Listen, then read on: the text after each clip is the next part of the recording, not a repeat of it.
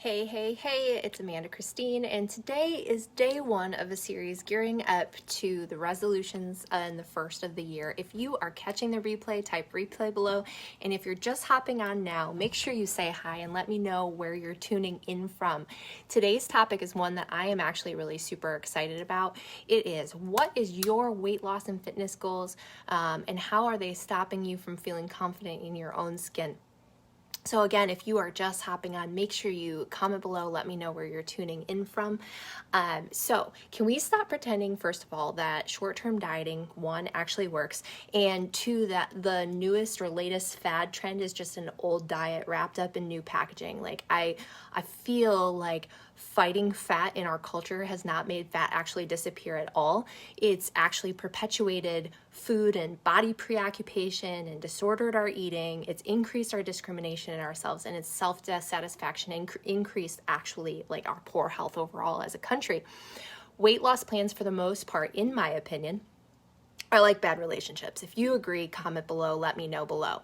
You're usually giving more than you're receiving, you're making impossible compromises, usually seeing little return on whatever investment it is that you made, whether it's, I don't know, via a strict mono food diet like a cabbage soup, or a non-diet diet that's actually promising you a dazzling array of all these nutrient-dense foods. Weight loss goals are typically built on the same foundation as unhealthy partnerships. So for instance, I'll restrict X and Y so I can have Z, even though Z is actually never going to give you what you really need or what you really want.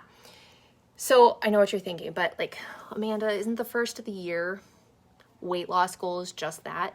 And no, my goal when I work with people is about taking amazing people like you and empowering them with tools necessary so that you can actually learn properly how to take care of your body without fad and restriction. Because I feel that only love leads to love, and weight loss and fitness goals present transformation typically by occupying a space where self-care, grace, and new habits over time should fill. I have a boatload of compassion and empathy for anyone who's going through that kind of very scenario, because truth be told, it's actually not your fault. We're sold a ton of myths about weight and health every single day. And again, if you're just hopping on, comment below. If you're catching the replay, comment replay below for me.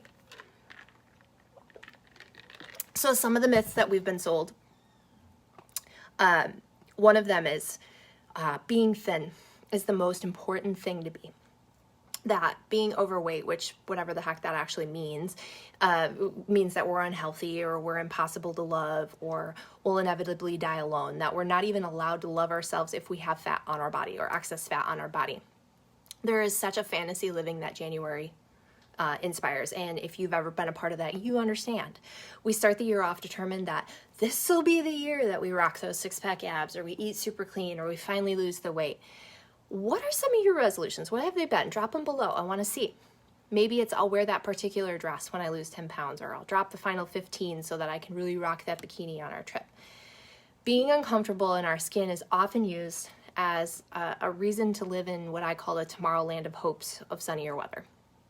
Not only are your perfect weight and your happiness at this point mutually exclusive, but goals like these function more like crutches, preventing you from working through what are bigger issues, the game changers.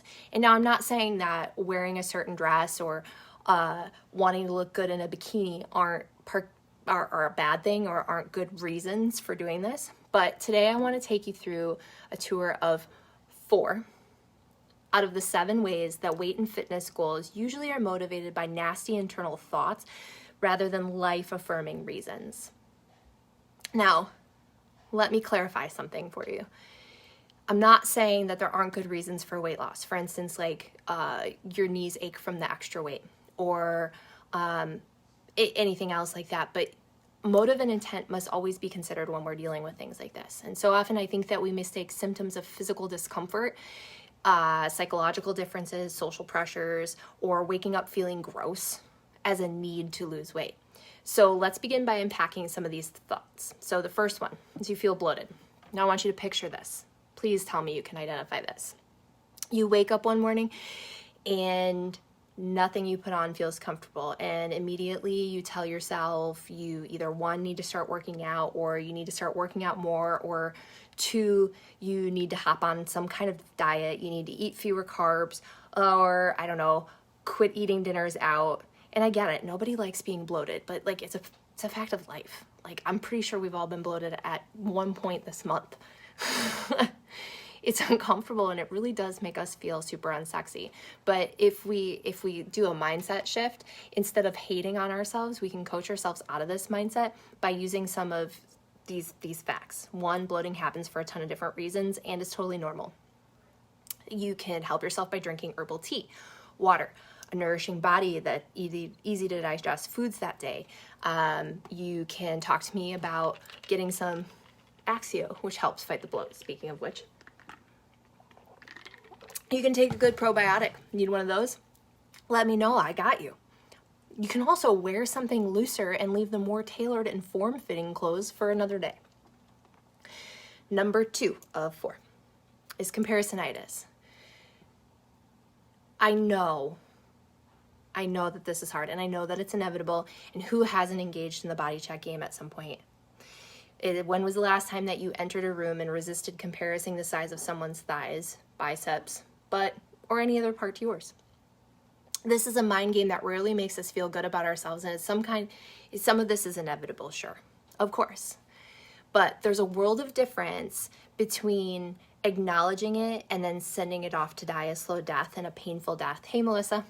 And thinking that you need to change yourself simply because your body is different. So where's the mindset shift here?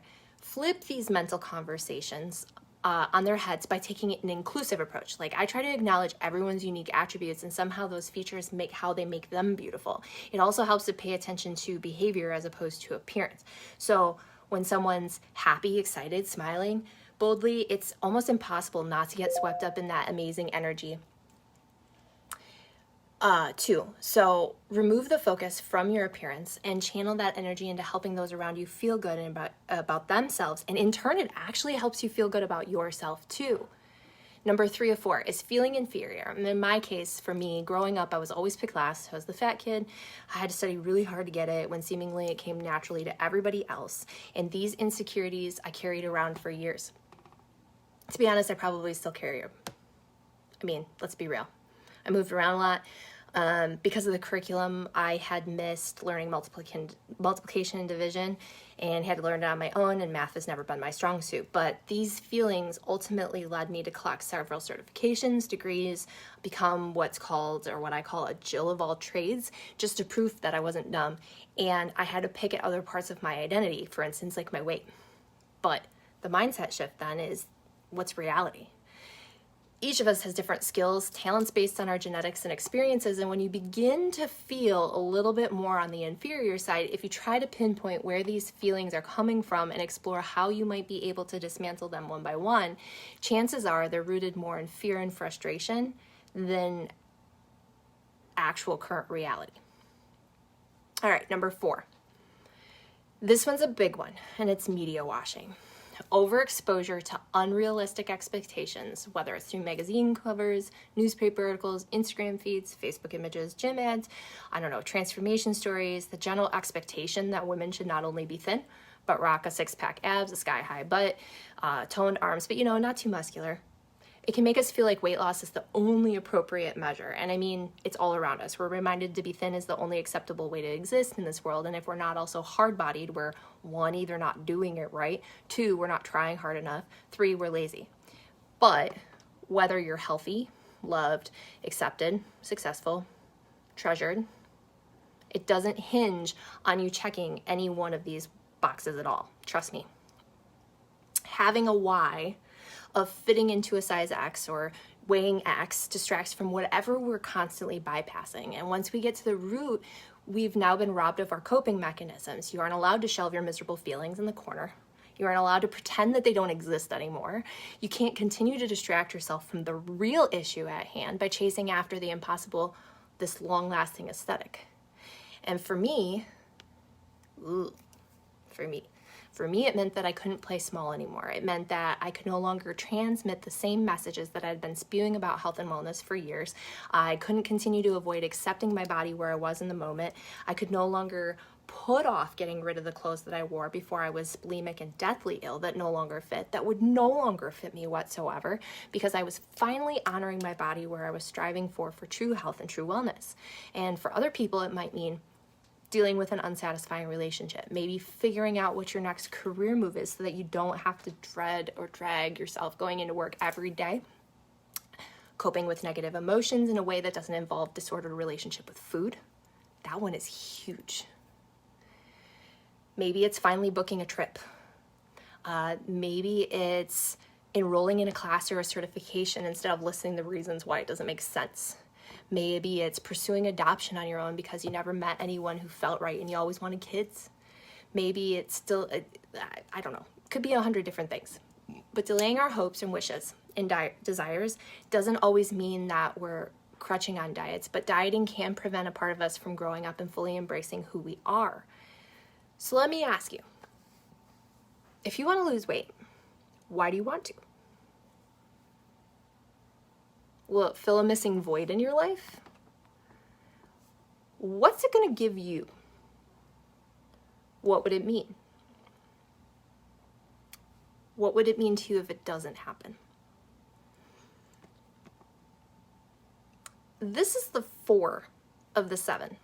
If you want the other 3, drop me a comment below and I will message you and I will get you all 7 of them if you want them. If you found that this resonated with you, or if this is something that you want to work on, let me know. I'll send it to you too. I know that this stuff is heavy. I know that some of this stuff is a lot. Right in the beginning when you're going and you're doing all these starting to think and contemplate about New Year's and your goals and your resolutions and all these things. But this is actually where the work begins. Before you start evaluating what it is you're doing or what it is, I don't have a fork, but what it is, I almost took my hairbrush, what it is you're putting in your mouth. It's why. What is it going to give you? What would it mean to you if you accomplish it? What is it going to mean for you if you don't? That's with anything, but particularly fitness. So I hope that you found value in this. If you did, hashtag value below. Again, if you're just hopping on for the or just hopping on, comment, let me know where you're tuning in from. If you're catching the replay below. And if you want the last 3 of the 7, did the 7 tips here, why they don't make you feel confident in your skin, comment that below as well. So just know that this is where the true work begins. This is where we start. This is day 1. Have a good day, guys.